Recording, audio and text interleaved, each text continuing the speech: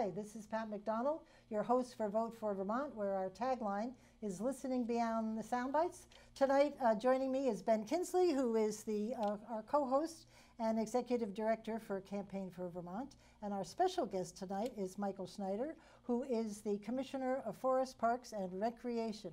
Hello, how are you, Michael? Hello. I can't reach over there, but welcome. Happy to be here. Thank you. We want to talk tonight about managing and maintaining Vermont's forests and natural resources. And Michael's got a couple of very interesting things to talk about. But first, you have to tell us a little bit about yourself. Well, sure. I am Commissioner of Forests, Parks, and Recreation. Really proud to be serving Governor Scott in this way with this department and with its mission. I come to it as a longtime employee within the department as a forester. So that's really the thing I would say is I'm a forester, a professional licensed forester with 30 years experience, graduate of UVM Forestry School many years ago. So just so proud to be working in this capacity here, given my professional interests. I'm also an outdoorist. Hunting, fishing, skiing, paddling, camping, hiking. It's all that's what we do. So that's part of all of that is encompassed in our mission at FPR, and so professionally and personally, I'm aligned with it, and that's a little bit about me. That's great. And you've been working for the state out in the forest for, what did you tell me, 30 years or Well, last Friday was my 20th anniversary 20th. With the department. The majority of that, 14 years about as county forester, working with private landowners, assisting them, providing technical assistance, guidance, teaching. Whereabouts in Vermont were you working? So I was the Chittenden County forester for those years.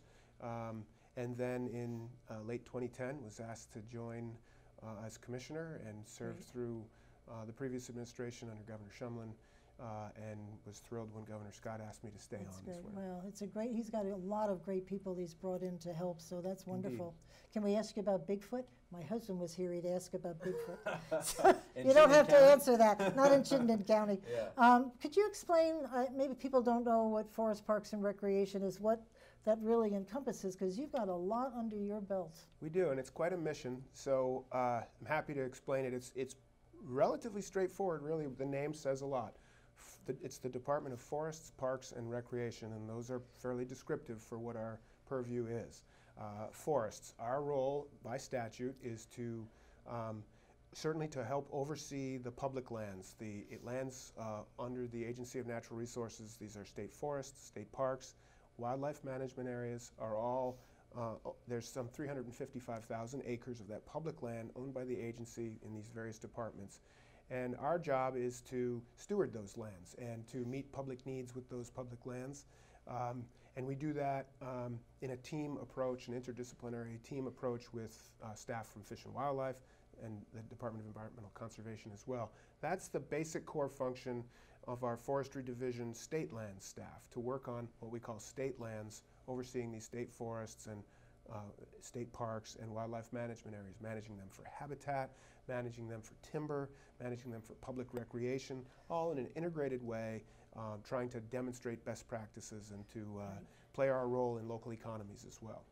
So you maintain all the state parks, as well as do you maintain trail networks also to access those lands? Exactly. How does that work, and how many state parks are there? Okay, so we do all of those things, and we do a lot of that in partnership with many others. So to be clear, our Forestry Division staff, that we have foresters who are assigned state lands, and they work on a team. That includes state parks. There are 55 developed state parks now. That means, there's a contact station maybe, or a campground loop. There's facilities. Those are developed for human use, Vermonters and our guests. And can spend a lot of time talking about parks. That's the second piece of our department. But it's important to note that we have state parks that are heavily forested and not developed. So Camel's Hump State Park is 20-something thousand acres, mostly of forest undeveloped. Right. We have some trails and some parking and access, but there's no campground, there's no beach, right? So there's the developed state parks, and we have some undeveloped state parks. They are all heavily forested, almost all of them. And so the Forestry Division staff is involved in inventorying, mapping, planning, overseeing the long-term stewardship of these lands, protecting them, making them useful, and balancing multiple uses. Our forestry division, though, before we get on to parks further, there's also the county foresters. These are our private land services shop within the forestry division, and they're giving technical assistance to private landowners, trying to encourage good stewardship of the land, best practices. They do a lot of teaching, a lot of assistance, a lot of directing towards other professionals and private contractors. And they oversee, importantly, the forest land category of the current use program. So forest landowners in current use work with the county forester to oversee their forest management plans and their harvest practices to ensure compliance. And they do that, importantly, through the engagement largely with private consulting foresters who landowners work with more directly on their land. So we have state lands, private lands. We have an urban and community forestry program, which is helping communities plan for street trees and shade trees and parks and town forests, and connecting it all together is an important component of Vermont's forest land, are the urban and community forests. We have a forest health program that's kind of fundamental to everything. These are folks trained in entomology and pathology, tree health and tree growth, and sort of we monitor the health of the forests through on-the-ground plots, making measurements systematically, consistently over time. We do aerial flights to map. Say this summer there's some defoliation due to forest tent caterpillar. We have staff that are monitoring, tracking that, and then giving guidance to landowners on how to deal with pests, pathogens, invasive plants, invasive insects, and how to maintain the health of Vermont's forest, because so much is based on them being healthy to begin with. Right. I'm sorry. How much staff do you have to help you with all of this? It's We're a lot of work. we're pretty lean. We're statewide. good. We have 5 regional offices, plus our headquarters regional office in Montpelier. The department has about 110 full-time staff. The Wow. forestry division is about a little more than half of that, and that's a lot. And they do amazing work, and they do it at a very high level of professionalism, with a lot of demands. Well, I think it's cool because a lot of people might assume that you do that forest management for public or conserved lands, but you also really pay attention to private lands also that are forests that are on private property, Right. and making sure those are managed in a way that is sustainable. We want to encourage that and give landowners information and helpful options so that they can make good choices on their own in a non-regulatory way. We're proud of that history. With current use, folks voluntarily sign up for that program to have tax equity when they're using the land for farming or for forestry, to have a different tax rate there because of that connection to their taxes. And the public good that comes from it, we have a little bit more of a role in making sure people follow the rules. And so it's an fair incentive program, really. It gives you an incentive, gives them an incentive to work with you, as opposed to trying to regulate, and forcing them to do something. That's right. So, the forestry division is dealing with all things forest health, state lands, private lands, urban and community forestry. We have an utilization and marketing section that's very small, but right now we're kind of rebuilding it. These are professionals who know all those other things, but they also engage with industry, with mills and loggers, doing logger training and safety, and tracking markets and trying to stimulate economic activity. Which is an area of real renewed emphasis for us now. So that tells you the main story of the forestry division. Then there's our parks division. That's responsible for overseeing the 55 developed state parks. On the order of 1 million visitors. 2 years ago we had over 1 million, just under 1 million last year. The weather's not been great this summer, but we're on track for another good year. So this is a state of 625,000 people with 1 million visitors to our 55 state parks. Yeah. They're thriving, they're doing really well. There's some good reasons for that. It's beautiful locations, a professional staff, a core staff of year-round staff, and then 300 or so seasonals that are trained very well to take care of the facilities and provide an excellent customer experience. If I may, that's a great segue into kind of the main reason we asked you here, because Governor Scott, when he first came on board here, signed an executive order creating the Vermont Outdoor Recreation Economic Collaborative. Yes. And I read that in the paper and I said, oh, you've got to come on and talk about that, because this is what we're talking about, is marketing and encouraging folks to to come to Vermont, right? So could you talk Absolutely. about that? I just thought, in reading about it, I thought it was a great move. Happy to, and I'm glad you heard of it and that you're liking it. And it's all of that and more. So again, forest, parks, and recreation. You got the two basic obvious ones, and then the recreation piece is there. And that's the role we've played forever in building trails, partnering with trail groups, many nonprofits around the state who help do this, and overseeing that network, keeping it whole, providing for it, planning and promoting outdoor recreation. We're going to keep doing that. What this executive order that Governor Scott signed in early June is establishing an initiative to do that and more. And it is to attract even more visitors to come play in this wonderful playground that we have, but also for Vermonters and potentially new Vermonters to come here for the lifestyle that we offer. So the basic premise of the VOREC, the Vermont Outdoor Recreation Economic Collaborative, is Governor Scott basically saying, hey, Vermont is amazing. It's awesome. And it's largely awesome because of our landscape of farms and forests and compact settlements.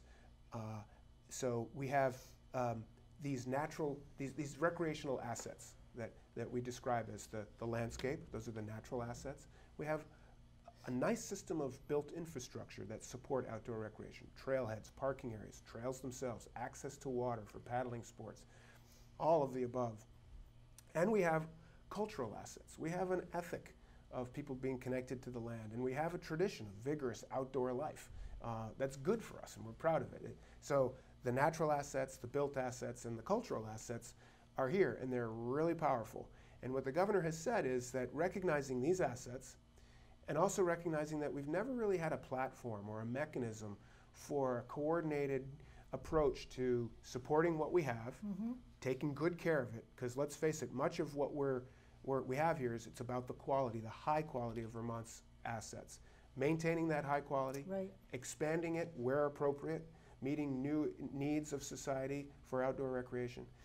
So sustaining what we have, taking care of it, growing it, and then leveraging both for even more economic benefit. Because what we realize is that when people go outside and play in these wonderful natural settings, it enhances local economic activity. They spend locally. It's good for them. It improves human health, community health. And then there's this added connection to the environment and the land. And those are three really important benefits that kind of cascade from outdoor activity. And what we're realizing is that economic power goes on and on. There's the direct spending, but then there's the indirect economic benefits of people being more healthy, and healthcare is less difficult, but also as a marketing mechanism for visitors and businesses who have, more and more we're realizing that not just outdoor businesses like gear company, manufacturers or brands and retailers, but tech companies. They have companies of all kinds. They have a workforce that wants what we have. Right. More and more young people in particular saying, I want to live in a place like that. Access to this beautiful outdoors where people take care of it. So we want to use that more as a recruiting tool. We're seeing some Vermont businesses doing it now. And the governor has said, let's have more of that.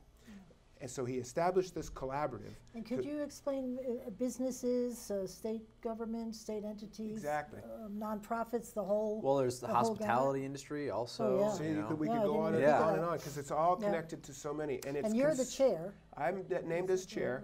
It's consistent with other priorities of the state, of a working land, this local food renaissance, the craft beer. Craft beer, It's all there, right? And so it's just trying to be more intentional about recognizing how strong we are here in this, but maybe leveraging it a bit more and a bit more intentionally. So it's a collaborative. The idea is to be inclusive, transparent, and open, and bringing everyone into the table, but providing a framework. So he said, let's have a steering committee. And it's dominated by private sector members. There's two government members. It's myself, commissioner, as chair, and the Secretary of Commerce, because this is an economic initiative, and or his designee. So between FPR and ACCD, and that's tourism, marketing, that's economic development, commerce, community development, their team, our team, we're sort of the state entry point here with two people on the board, on this committee. The rest are from the private sector, both for-profit and non-profit. So it represents 5 outdoor recreation businesses These are retailers, gear manufacturers, brand reps. Then there are several representatives from the nonprofit community, particularly trail organizations, motorized, like the Vermont Association of Snow Travelers, the Vermont ATV Sportsmen's Association, VAST and VASA, then the Green Mountain Club, Catamount Trail Association, Vermont Mountain Bike Association. These are all really important nonprofits doing a lot of the work in building, maintaining trails, cultivating the relationships. They have a seat. All of them have seats at this table. Well, in VMBA, the Vermont Mountain Biking Association, they're the ones that are really growing right now. The trail expansions that are happening, the one that just happened in Waterbury. On state land? On state land. Well, state and private, right? It was both. Right, it's happening everywhere. And it's we're doing our huge. part with certain state parks as access points and developing single track. Similar interest in backcountry skiing with the Catamount Trail Association and Backcountry Alliance. And then we have these venerable organizations like the Green Mountain Club. And that have been around for forever. Been there forever. Right, and the important network of trails and the experiences people have. So they're all at the table, and in this very considered way. Like, we want this broad representation, and we need this to be largely driven from the private sector, we believe. So I want to do my job, humbly offering to be chair and provide a framework, and we'll staff the meetings and give people a place. We'll keep track of the minutes, and we'll do. But this really needs to be, I believe, led and driven. If there's new growth to be had through this, I think we need that experience from the private sector. How can people keep track of what's going on? Will you have it on your website? We do. Which is very good, by the way. I love your website. Thanks. We've worked hard on that. I appreciate excellent. that. So sure, we've got a VOREC page on our website, and we put the minutes, we put meeting announcements, links to other resources. That's one good way. Phoning us up is another. The meetings that we have, regular steering committee meetings, they're open. We have a slot on every agenda for public comment and input. Trying to be have I mentioned we want this to be inclusive? Sounds it, which is excellent. Yeah. And it's great that you brought the business and nonprofits in first. Early on, let them help develop it, because then there's a buy-in. It's kind of a no-brainer. Well, I think there's a huge market for this, and so one of the questions we wanted to ask, the impact of the recreation economy on Vermont, 34,000 jobs, 2.5 billion and rising. New announcement last week from the Outdoor Industry Association, the national trade group that tracks all this. They put out a 50-state report, and our numbers go even higher. Are higher. Looking at 50,000 jobs on the order of, and 5 billion.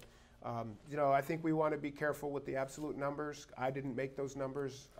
I care about numbers. But it's big. Either way, it's big. And they're going up. And they're going up. That's great. And it includes things like backcountry skiing, which you mentioned, mountain biking, camping, hiking, snowshoeing, fishing, hunting, snowmobiling, ATV riding. And it sounds like you do them all, right? Pretty much.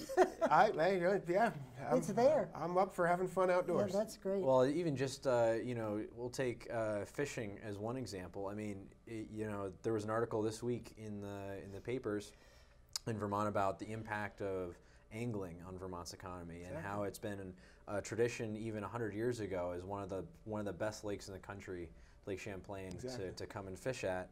So what's the fastest growing segments that you see there, and what do you see as the growth potential for Vermont in the outdoor industries? First, I want to thank you for recognizing fishing, hunting is included, that we've been intentional about making that be part of this. And the reason I say that is that out west and elsewhere, there are economic initiatives bubbling up related to outdoor recreation. And in my sense is that for many of them, there's hiking, biking, paddling, camping, and then there's hunting and fishing. Like they see them as separate, and we're not going to do that. We have, I'm a skier, a backcountry skier, and I'm crazy for deer hunting of all kinds, and I'm not alone. We most of these outdoor enthusiasts have more than one passion, and so we want this. And besides, we're a little small to be having all these splintered groups. We want to be together. So that's one part. The growth seems to be in the enthusiasm and growth by the numbers is related to sort of the human-powered pursuits, I would say. That's a real trend, particularly mountain biking, as you referenced, and backcountry skiing, which is one of the fastest elements of skiing, which is the uphill idea that people would, based on better equipment now, you can attach adhesive skins to the bottom of your ski and shuffle yourself uphill, pull those off and ski down and have a great time coming down through the woods. Cool. That's a fast-growing market share in terms of the equipment that's being sold and marketed. And certainly the mountain biking and diversification of mountain biking, seeing young kids all summer in mountain bike camps, and you just see the enthusiasm and the fun. I'm into the fishing. You should tell them there's nothing like fresh trout and scrambled eggs in the morning on a campfire. You cannot beat that. You can't, and so that's what's great is to see we're trying to use, say, certain state parks as gateways for all this kind of activity. But when they're going and they're thinking just mountain biking, but now they're going to go to a state park, you know, stop there, stay there, set up their tent, go for a ride, and they're going to come back and they're going to have trout and on a fire in the morning, and then it's not just mountain biking. Now it's a Vermont mountain biking experience through a state park with beautiful local communities, access to farmers markets, craft beer. This is a winning strategy, and people, it's not winning because we're saying it. We're saying it because it's winning, because people are doing it. Well, I would just say, like, you know, to that point, and one of the things I loved about the Waterbury expansion with the mountain bike trails there. I'm a mountain biker, but I love hiking. When they have great hiking trails there, I also like going out on the lake. So the new Waterbury, you know, Indian River area, Little River area is great. Because you got the campground there, you've got a lake there, you've got hiking trails, you've got biking trails, you've got great craft beer within 20 minutes. You know, it's like it's all the. You can. It's all of that, and you can ride from there down to Duxbury, up to Stowe. You can link in other ride opportunities, and that's intentional. And trying to think of doing something similar in Ascutney, and like where are these places where we can do our part to provide these sort of core opportunities, gateways to. Barry Town I forget their names. The Millstone. Millstone, thank you very much. So great. And the views from some of those. Isn't it something? Oh, it's incredible what they've done up there.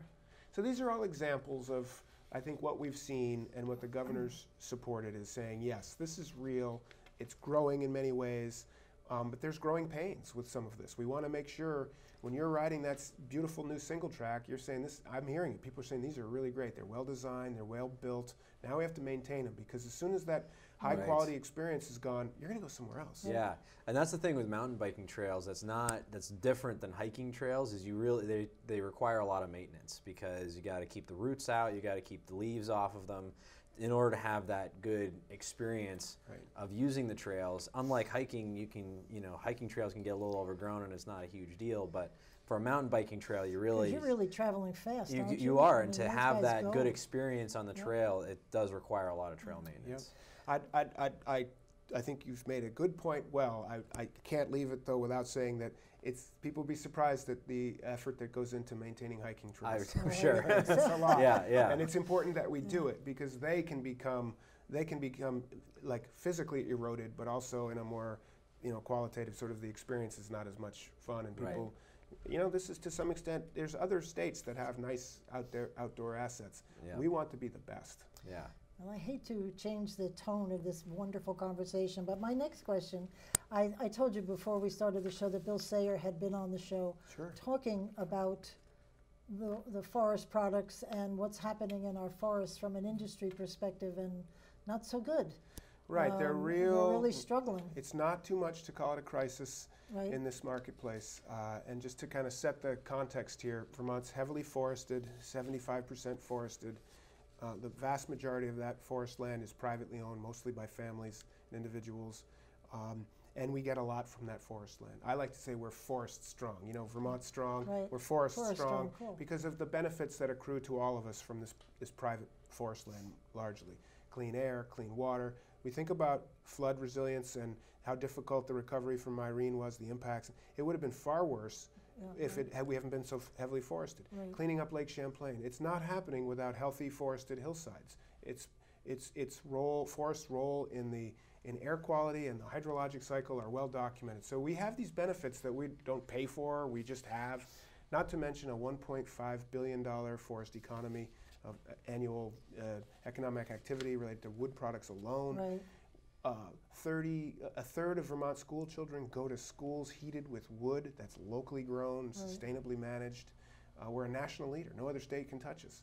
We're approaching a third of college students now going to schools heated by wood. This is the good part. We're forested. We get a lot of benefits from it. And all of those benefits, whether it's air quality, carbon sequestration, flood resilience, water quality, water supply, biodiversity, habitat, connectivity, our way of life. It's all connected to this landscape. Right. And in many ways, we're kind of just lucky. And we've been lucky because of the people who work in the woods, these industries that use that wood, and particularly the low-quality trees. We are known in Vermont for our high-quality hardwoods that make beautiful furniture and high value-added craft products, and that's great. And our firewood that heats us, right? But to do that, we manage forests in a close and careful way, and largely we remove the weeds, if you'll allow the analogy. And unlike in gardening, we sell the weeds, the low-grade trees. We take those out, saving room, making more growing space available to the trees that have better prospects for the future, that will become timber trees, that might become excellent habitat, songbird food or habitat, for example, or deer food, right? So the trees that are healthy and vigorous and have a chance to live their long lives and be all they can be, we keep those. Give them more room to grow, and they do better by removing the weeds. We have been selling the weeds for generations into particularly hardwood pulp for making paper. Right. We don't have that industry necessarily here in the state, never really have. But so we've been exporting this low-grade wood Mostly to largely Maine, to right? Maine, Yeah. some in New Hampshire, and fortunately still some to the west in New York State. The pulp mills in Maine, owing to, so this is a significant portion of Vermont's annual harvest is in the low-grade trees that allow the other stuff to flourish. Right.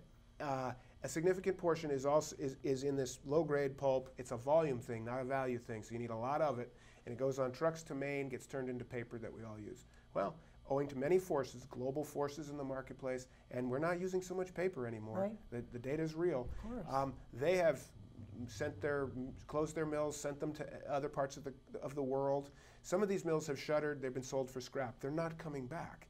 So this represents a massive loss in the marketplace for the demand for Vermont's low-grade trees that has been subsidizing and floating all this work for generations. Right. Am I making this clear enough? Oh, yeah, no, so absolutely. they're no longer buying that wood. They're still buying some, but they're buying from people closer to them. Wood is heavy, it's expensive to transport, so the farthest away in Vermont, they're going to say, thanks, you've been great, but we can't use your wood anymore. Right. So we're now looking for a new home for a significant portion of what we've been cutting every year to do this good work on the land and provide these many benefits. That collapse in that marketplace for that demand is significant. It's sending ripples through our value chains, including landowners, loggers, foresters, truckers, and some of the mills. So we're grateful that we have International Paper and Finch Prine in New York State still doing well and buying a significant portion of Vermont's wood to the west. But elsewhere, it's really, and then we have a couple of large, low-grade wood using facilities here. Burlington Electric, the McNeil Generating Station, makes electricity from low-grade trees. Right. Rygate Power Station makes electricity from low-grade trees. They're kind of lighthouses in a really bad storm right now. They're a place where people can still take the low-grade. But others selling their skidders and harvesters, finding other work, young people saying, not so much, I don't want to get into this. So this cascade of ill effects rippling throughout our forest economy Plus, is you didn't really mention, problematic. we were talking before, workers' comp. This industry is the highest here in Vermont and elsewhere in the industry, By right? far. It's very high. By far. So it's prohibitively expensive to get appropriate insurance. Capital expenditures are enormous for this kind of equipment, and not getting paid much. And then there's a cultural problem. I say this, there's a lot of love for farmers, more and more, and that's great, and I'm all for that. We need that same sort of appreciation for the loggers, the people who work in the woods and provide this enormously beautiful backdrop where we've been playing and we're attracting more people. It's because of this working aspect, and it's in real trouble. So the governor has asked us to really focus on that, and we're doing what we can, and it's, if it was easy, we'd have done it by now. But we did have a few modest successes with the legislature, telling this story, getting some attention.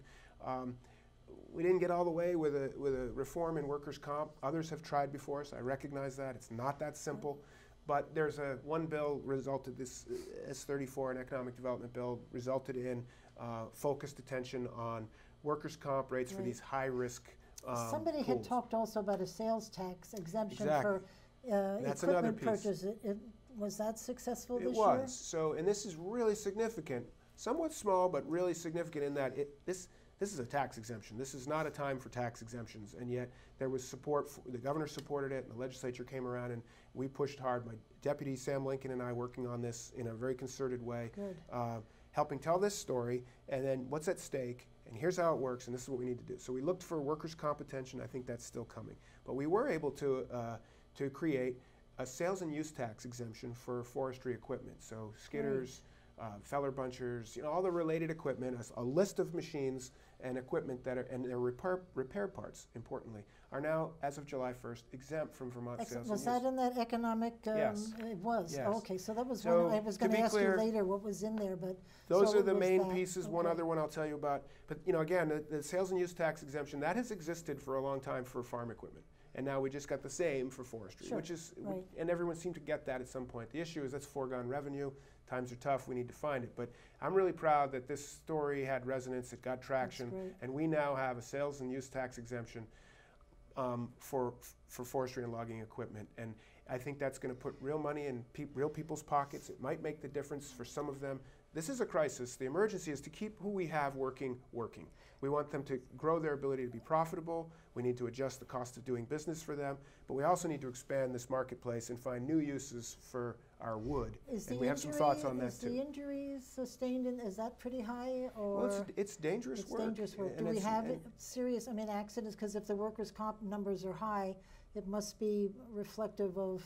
It is. It's of what's true. It's happening. dangerous. It's real. There are numbers to back it. What's odd for us is to be so out of So whack out of with whack, all the other right. states in the region, including Massachusetts, who can't possibly have the level of the activity that we have, and yet their workers' comp rates are lower. Right. So that's what we wanted. Why are we so a much little higher? research there. Right. It's dangerous in Massachusetts Yep, too. yeah.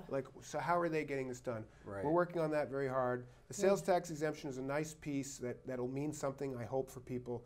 Real money in their pockets, is in addition to an example that this governor listens, he gets it.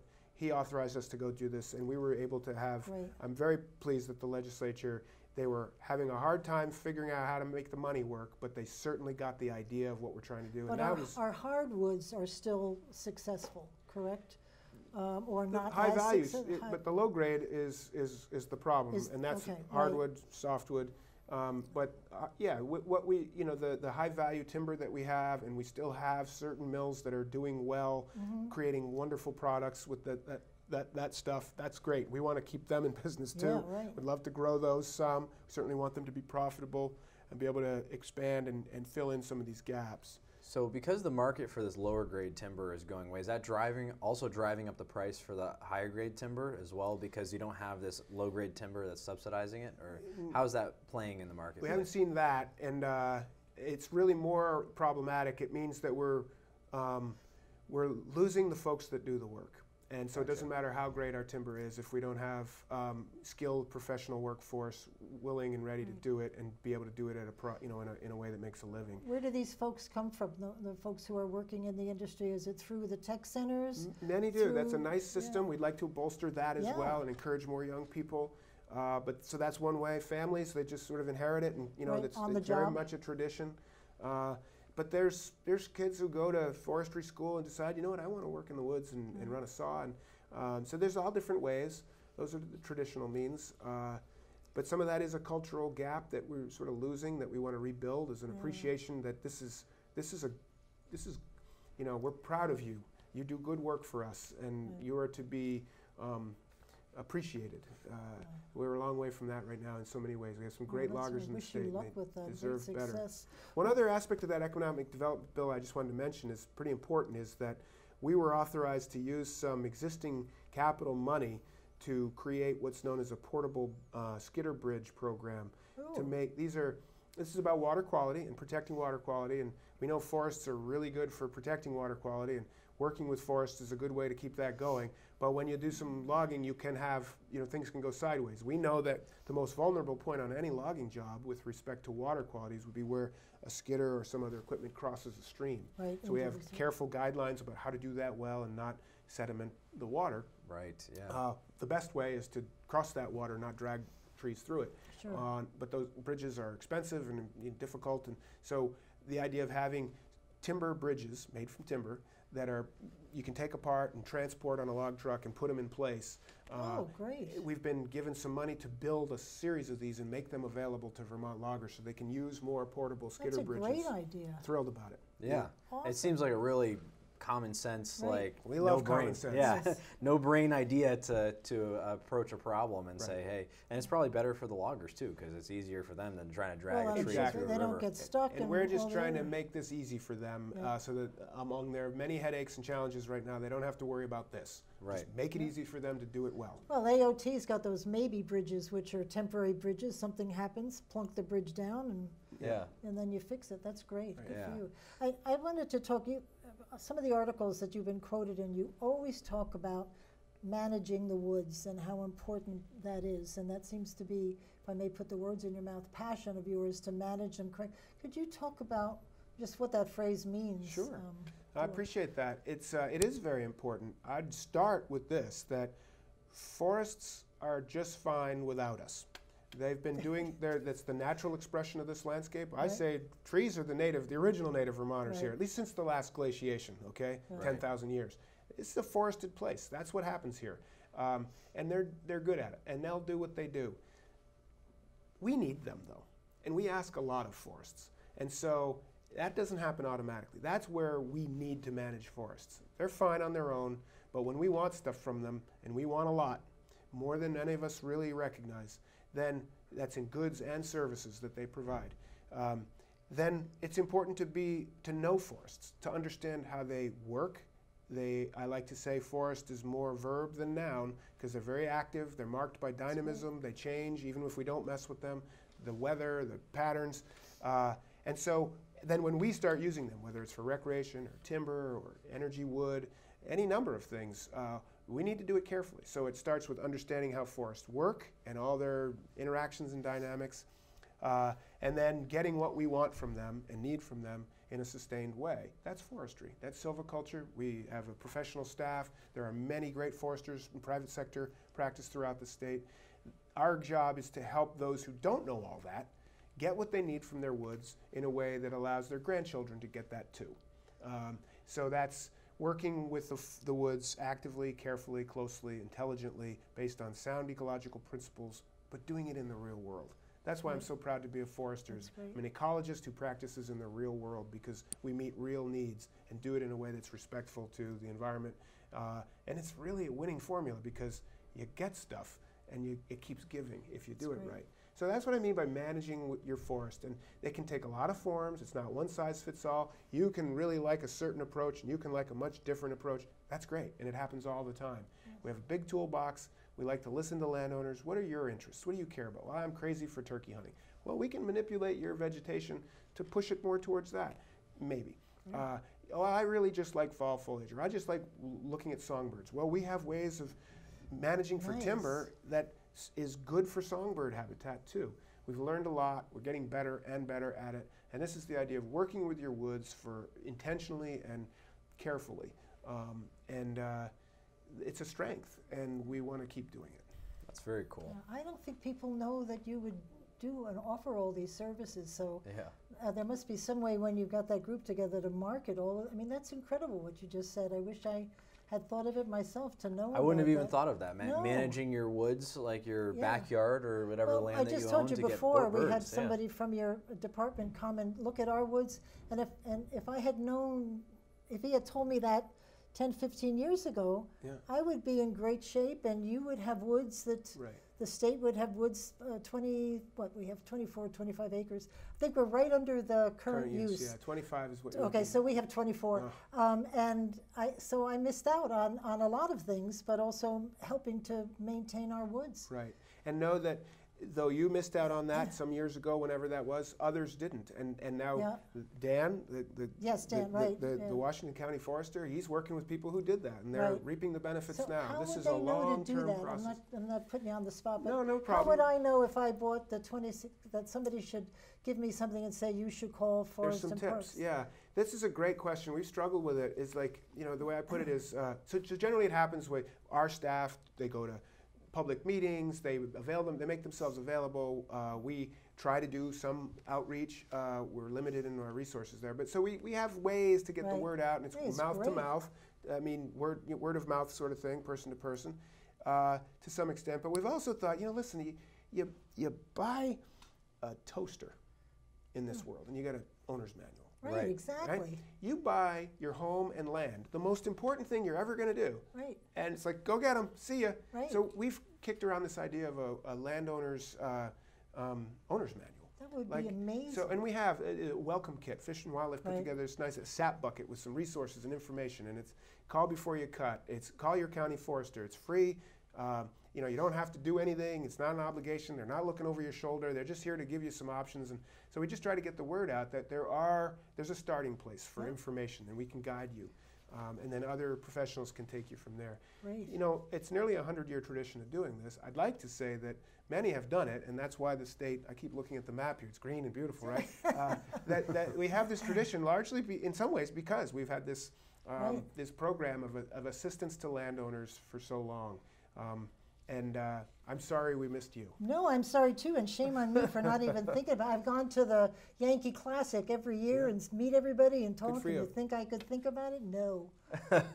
So one of the things that S34 did, and we've talked a little bit about S34 already, but it created an entity with Vermont Housing and Conservation Board to work with municipalities, regional development corporations, and businesses to boost the economics in rural Vermont, which I've got to imagine you're very involved in the rural economy of Vermont, because that's typically where our forests are, is in the more rural parts of the state. Very much interested in the rural economy and just the rural parts of Vermont for all their wonderful benefits.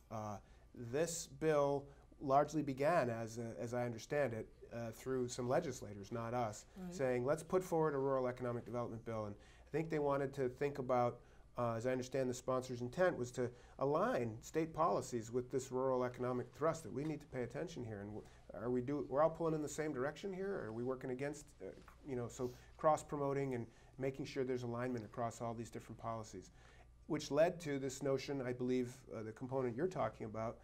We had our other pieces of that bill that we asked them to add, and they did, was this notion of, as I understand it, it landed with VHCB playing this role is, how about helping local rural communities access grant funds? And that means somebody who can do the grant writing and kind of coach them. Not everybody has that expertise or skill, whereas others are really good at it. So this was the idea of building, I believe, some sort of a service using VHCB's skills and talented staff to kind of do that, is help find opportunities for funds, new money in rural communities, and help them access it through sort of grant writing support and other forms of technical assistance. Very cool. Yeah. So, and when I was doing my research for the show, something happened at the legislature I must have missed, because it's agriculture and forestry. Yes. And so they've combined agriculture and forestry, which to me makes a great deal of sense, reading some of the articles about how forestry and agriculture are really tied at the hip on a lot of things. When did that change happen? Was that recently? It happened, the final change happened just before this new session. Oh, good. I don't feel like but I it missed started it forever. Years before with this Working Lands Enterprise Initiative, saying, hey, we've got this incredibly important working landscape of farms and forests, a recognition that they are connected. They're very different in some ways, agriculture and forestry, but they have a lot in common, and they certainly share a similar kind of, I don't know what you'd call it, a spirit or esprit de corps. And many farmers are forest landowners too, so they are connected. But they have different challenges and different. For one, many of the farms are operated by the people who own the land. Right. That's not the case. Most of the work that gets done in forests is done by somebody who doesn't own the land. Right. So that right there. To say nothing of the annual versus perennial approach to the crops. Right? Exactly. So they are Sorry, really. do me a favor. Repeat that. I missed. The first part is that, say, many of the farms that you're familiar with, the people working on that farm, they own that farm. They own that land. They're deeply connected to it. But the forestry? In forestry, mostly loggers are working on my land. Oh, I see. Someone else's land, of course, right? lease land or whatever. The landowner isn't actually doing it. So the person who's doing it is most connected and has all these challenges. So they're just setting that up. It's not good or bad. I'm just saying they're different. Yep. as is the most obvious difference is that most farm crops are this year. Forest crops are 100 years, right. you know. So we have different time scales, different spatial scales, and different ownership patterns. So they're different, even though they're very connected. So with this growing sense that we want to invest in this working land economy and the establishment of this fund and a board to oversee making grants to forest and farm businesses, that was the Working Lands Initiative that is now ongoing. That led to the House Committee on Agriculture becoming the House Committee on Agriculture and Forest Products. Not forestry, because it was forest products. And then, so our committees of jurisdiction then in the House would be, I'd go to the House Committee on Natural Resources and Energy. Right. I'd go to the House Committee on Fish, Water, and Wildlife.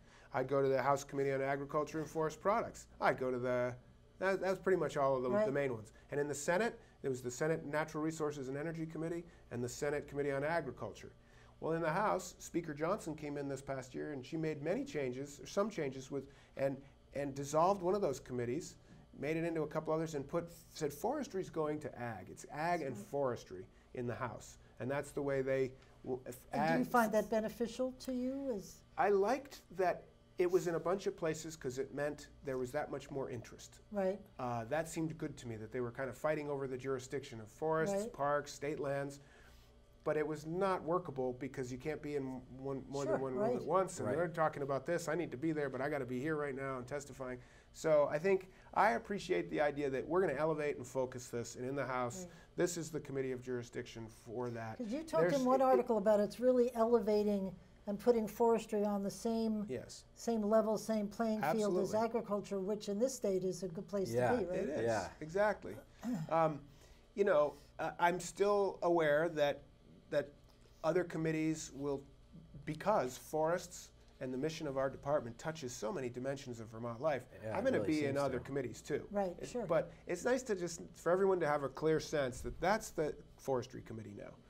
I'll be in other committees because it's connected to wildlife and water quality, so I'll be in that committee too. Right. But the home committee, if you will, is there. Great. And I just more of anything, it's a sense that I think we have moved the needle of awareness legislatively and in general in the state. I'm just thinking runoff of agricultural, it's the forest that, as you were saying before about flooding, and I mean there's a lot of, I'm just thinking all the tie-ins, it really does make sense. Yeah. That's great. So you were mentioning Working Landscape Enterprise, and I think that was about 2010 or 11 back a ways.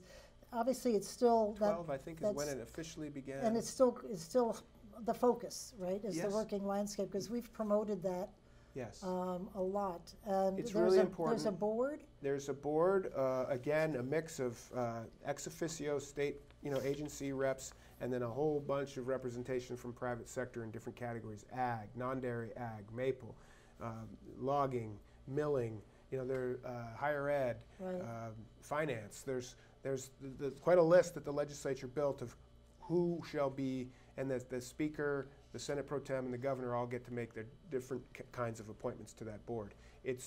I've been a member since its inception. There was a lot of building it while we started to fly it, coming up to speed with governance and bylaws, grant process. We built a grant program, and then started try to take input, do studies, figure out where are the leverage points, where do we, with the little bit of public money that we can invest into these private businesses, what's the most strategic investment in ag and in forestry. Great. And trying to give people a little shot to help them get to the next level of their growth stage, or entrepreneurs to get going.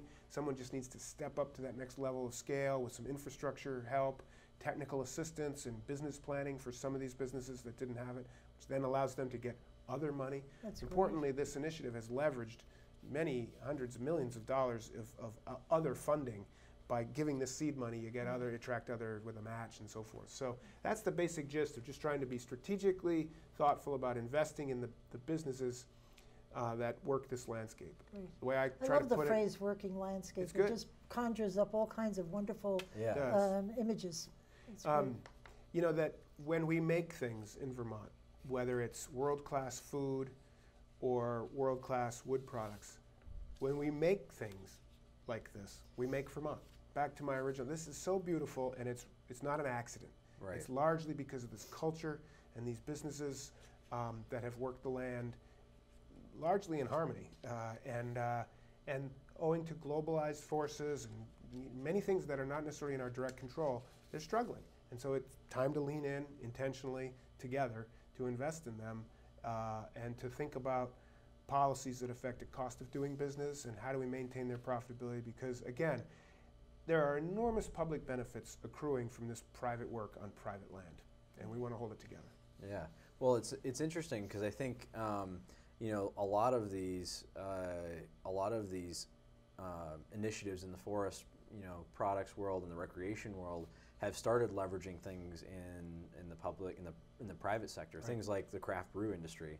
You know, the beer industry has grown out of a lot of this outdoor recreation, you know, atmosphere that we have. Things like Long Trail Brewing. I think that's well said. A lot of these small breweries popping up along, you know, at points of reference for our recreation industry. You know, places like Waterbury and Stowe, and you know, and south towards Rutland. A lot of those smaller breweries that have now grown really big started as, you know, the guys coming off the trail for a day or two to you know, grab a beer and resupply and all this stuff, and that's how they grew. That beer tastes great, I'm told. But I also know that it tastes even better after a day in the woods. It absolutely does. On the water. And just yesterday, I saw an article that IPA is very healthy for you. Okay. It does something healthy for your body and things, you know, just. There's a study I think that just came out like a couple weeks ago that said moderate amounts of. I think IPA was one of the things that they used, but moderate amounts of drinking. Yes, it's healthy. So it just, right? Forestry is healthy. Drinking beer is healthy. There you go. So I'm going to leave the last question to you because that's the one I'm most interested in. Ah, yes. So saving the best for last. Maple syrup is clearly part of our, you know, outdoor forest environment in Vermont. You know, it's probably maybe the thing we're best known for in terms of forest products. So where does our maple syrup industry stand? And the other question I'm sure everyone wants to know is where do we stand on renaming the grades? I know that's been a conversation the last couple of years. Yeah, sure. Where we stand is Vermont makes the best maple on the planet. Well, no one was doubting that. That's just that is very true. Yeah. And we make more than anyone else except Quebec. Certainly the national leader. Had another banner year this year as folks get even better at doing this and scale up in production and improve efficiencies, et cetera. So, you know, I grew up sugaring. I love it. As a forester, I had some of my best days were in the sugar woods, working with sugar makers, and we should all be really thrilled and proud of this. As you say, we're well known for it, and it's the best. And speaking of health, it seems every week there's a new report about the benefits of maple sugar versus other forms. Right. And so it's growing. We see some growing pains as some reach a scale we've never really seen before, quite frankly. Some call it an industrial scale. I do get feedback from folks raising concerns that all that tubing, and is that really what we want? And but it's happening, and there's a lot of good that's coming from it. And so I note that not as a problem, but just to be aware that I think the pace of this scaling up has got some people concerned. And I think that's a good thing. It's because we do they consider the tubing an eyesore? Because I don't. Yeah, they do. Really? I get all kinds of email. I don't think it's like, oh, look at the tubing. I mean, you can still see the forest. For some, it's difficult to move through the woods like they used to. Oh, that's true. For sure. We don't really know what the impact is, for example, on wildlife populations moving or not moving or like being deer where they need and to stuff be. like that. Yeah. So we know some sportsmen are concerned about this and access. Again, I'm not raising this as, oh man, the sky is falling. I'm just saying we got a special thing here. Like so many other things, it's changing, it's growing. We want to just make sure we keep it healthy and the beautiful thing that it always has been. With regard to the grades, it's really not my thing. I'm sorry to tell you that. Maple syrup is an agricultural commodity. That's regulated by the Agency of Ag, Food and Markets. They led the charge for the renaming. It's related to international issues and marketing. you know, it's not my area of my purview, my professional role. It's really managing the trees. That's exactly right. We have a shared jurisdiction in statute that maple sugaring is also part of forestry. It's part of ag. Right. The way we kind of look at it is that the syrup is food. Well, that makes sense. The woods is the woods, and they do the marketing for the maple syrup. Yeah. You know, for me, it's the grades are. Good, really good, outstanding. That blows my mind. Those are the grades. Well, I can relate to that. Yeah. We understand. I grew up with that Aunt Jemima stuff. Gosh. But I learned not quickly syrup. when I came here. Good. You know, I can't Not even syrup. look at it anymore. So we have actually come to the end of the show, but we have maybe a half a minute to talk about anything you'd like to talk that we didn't mention. There's so much. There really is. There's so much, but we've covered it. The basics of our role, right? I guess I didn't mention one really significant role. It's not in our name, but it's kind of maybe a little dull for people, but I need to say it because it's so important underlying everything else, and that is our, we have a lands administration division, which is all the land records for all of this land and Fish and Wildlife and the agency, the process for public input on our management, so deeds, surveys, maps, licenses, leases. We lease ski areas to 7 major ski areas. That's right. This is a big deal. So we have this very small staff of land surveyors and real estate professionals, if you will, overseeing the records for the agency, and kind of there's just a lot of that kind of work behind all this stuff. That's It's the history. It's the and history. an enormous You history. go to buy land, you want it right. You're So, right. So Michael, I just give a listen, shout out for them. Thank you very much, and thank you to your staff. They do a great job. Thank you. Thank you so This is much. Commissioner Appreciate it. Michael Snyder, and we really appreciate your coming on. Thank you. We'll see you next week, and in the meantime, keep listening beyond the sound bites.